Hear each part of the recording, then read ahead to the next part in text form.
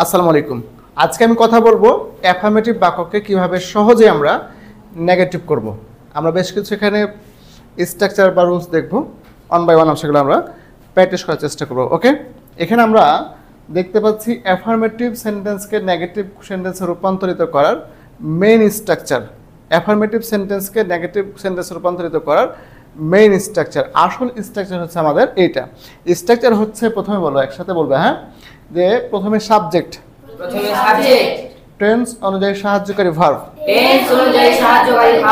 Not, যখন verb থাকবে ভার্বের বিপরীত হবে, অ্যাডভার্ব থাকবে অ্যাডভার্বের বিপরীত হবে, অ্যাডজেক্টিভ থাকবে অ্যাডজেক্টিভের বিপরীত থাকবে, যখন যেটা থাকবে তখন সেটা হবে। আমি আবার বলছি, অ্যাফার্মেটিভ সেন্টেন্সকে নেগেটিভ সেন্টেন্সে রূপান্তরিত করার মেন যে স্ট্রাকচার হচ্ছে, প্রথম হচ্ছে সাবজেক্ট, তারপর হচ্ছে টেন্স অনুযায়ী অক্সিলারি ভার্ব বা সাহায্যকারী ভার্ব, তারপর নট, তারপর হচ্ছে ভার্ব অথবা অ্যাডজেক্টিভ অথবা অ্যাডভার্ব, যখন যেটা থাকবে তখন সেটা বসবে। আবার এরকম হতে পারে যে সাবজেক্ট, টেন্স অনুযায়ী সাহায্যকারী ভার্ব, নট, তারপর হচ্ছে মেন ভার্ব, তারপর যখন যেটা থাকবে অর্থাৎ অ্যাফার্মেটিভ ওয়ার্ডের নেগেটিভ ওয়ার্ড। এখানে আমাদের কয়েকটা এক্সাম্পল আমরা অ্যানালাইসিস করি। দেখো, যে প্রথমে যে এক্সাম্পলটা আছে,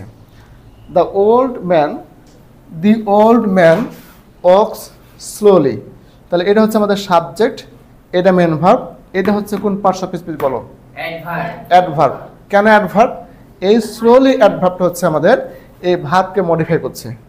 স্লোলি অ্যাডভার্বটা ভার্বকে মডিফাই করছে। ওকে, তাহলে আমরা বলছি যে হচ্ছে অ্যাডভার্ব যখন যেটা থাকবে তার বিপরীত করতে হবে। দেখো, প্রথমে সাবজেক্ট, তারপর টেন্স অনুযায়ী সাহায্যকারী ভার্ব, যেহেতু প্রেজেন্ট টেন্সে আছে তাহলে ডু অথবা ডাজ।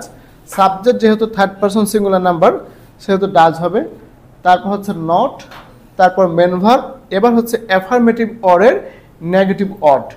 স্লোলি মানে হচ্ছে ধীরে বা আস্তে আস্তে, ফাস্ট মানে হচ্ছে দ্রুত, অর্থাৎ স্লোলির বিপরীত বা অপোজিট অর্ড হচ্ছে ফাস্ট। আশা করি বুঝতে পেরেছো। তাহলে এখানে আমরা কি দেখলাম, যে অ্যাডভার্বের বিপরীত ফর্ম হলো।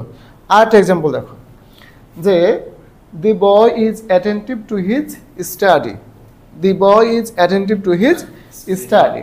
দেখো, ঠিক একইভাবে সাবজেক্ট, তারপরে অক্সিলারি ভার্ব, তারপর নট, এবার অ্যাটেন্টিভ মানে মনোযোগী, আর ইন অ্যাটেন্টিভ হচ্ছে অমনোযোগী।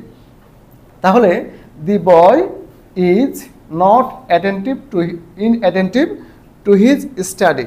আমাদের এটা মনে রাখতে হবে, যখন আমরা অ্যাফার্মেটিভ বাক্যকে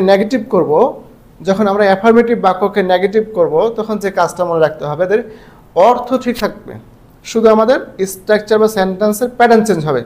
সেন্টেন্সটা নেগেটিভ হবে, যে ছেলেটি তার পাঠে মনোযোগী, অর্থাৎ ছেলেটি তার পাঠে অমনোযোগী নয়।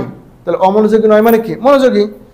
আবার প্রথম যে এক্সাম্পলটা দেখলাম, যে বৃদ্ধ লোকটি আস্তে আস্তে হাঁটে, তাহলে এখানে কি দেখলাম, যে বৃদ্ধ লোকটি দ্রুত হাঁটে না, মানে কি? আস্তে আস্তে হাঁটে।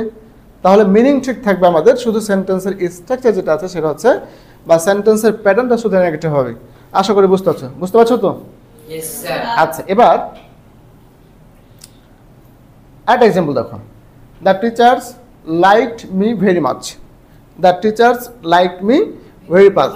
দেখতে পাচ্ছ এই সেন্টেন্সটা পাস্ট ইনফিনিটেন্স আছে, আর পাস্ট ইনফিনিটেন্সের সাহায্যকারী ভার্ব হচ্ছে কয়টা? একটা, ডিড। লাউডলি বলো, কয়টা? এটা লাউডলি বলতে হবে, কয়টা? একটা। কি? ডিড। আবার মনে রাখবে, যখন পাস্ট টেন্সটা নেগেটিভ অথবা ইন্টারোগেটিভ হবে, তখন মেন ভার্ব সবসময় প্রেজেন্ট ফর্ম হবে। দেখো, যে দ্য টিচার্স সাবজেক্ট, তারপর সাহায্যকারী ভার্ব হচ্ছে ডিড, তারপর নট, এবার লাইকের বিপরীত হচ্ছে dislike. The teachers did not dislike me, অর্থাৎ শিক্ষকরা আমাকে অপছন্দ করতেন না। কি করতেন? পছন্দ করতেন। ঠিক না? তাহলে আশা করছি আমরা যে অ্যাফার্মেটিভ সেন্টেন্সকে যে নেগেটিভ সেন্টেন্সে রূপান্তরিত করার যে একটা স্ট্রাকচার আছে, এটা বুঝতে পেরেছি। ঠিক আছে, তো দেখা হবে পরবর্তী ক্লাস। আসা পর্যন্ত ভালো থাকো, সুস্থ থাকো। আসসালামু আলাইকুম।